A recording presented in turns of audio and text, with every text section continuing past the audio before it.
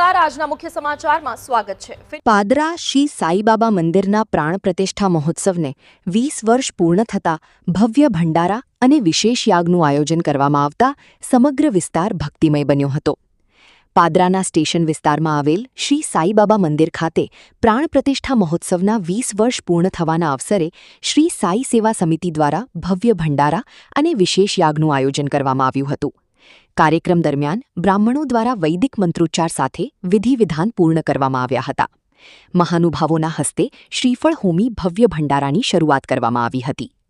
ધાર્મિક કાર્યક્રમને લઈને સમગ્ર વિસ્તારમાં ભક્તિમય માહોલ જામ્યો હતો અને મોટી સંખ્યામાં સાઈ ભક્તો ઉમટી પડ્યા હતા।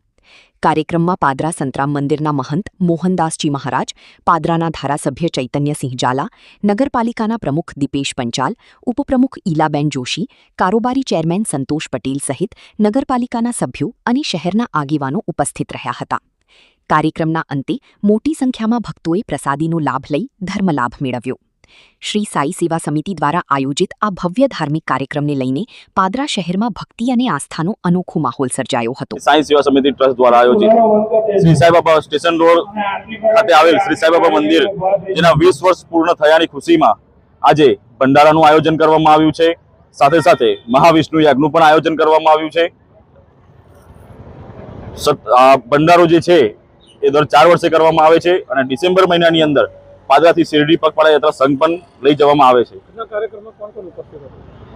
આજે વિષ્ણુ યાગની અંદર પાદરાના ધારાસભ્ય શ્રી તથા મોહનદાસજી મહારાજ, સંતરામ મહારાજ અને પાદરાના નગરના આગેવાનો પણ ઉપસ્થિત રહ્યા હતા।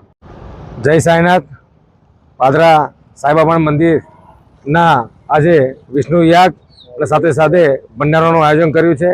દર વર્ષે પાદરા સ્ટેશન રોડ સાઈબાબા મંદિરથી દર વર્ષે સંઘ જાય છે, ચાલતો શેરડી પાદરા યાત્રા સંઘ જાય છે। એની સામે દર 4 વર્ષે સાઈબાબાના ટ્રસ્ટીઓ દર 4 વર્ષે પાદરા પીપીસ ઓફ હાઈસ્કૂલમાં 10,000 માણસનો ભંડારો રાખે છે। આજે સાઈનાથ મંદિરને 20 વર્ષ પૂરા થયા હોય તો આજે ભંડારાનું બહુ મોટું મહત્વનું ભંડારો રાખેલો છે અને સાથે સાથે વિષ્ણુ યાગ પણ રાખેલો છે।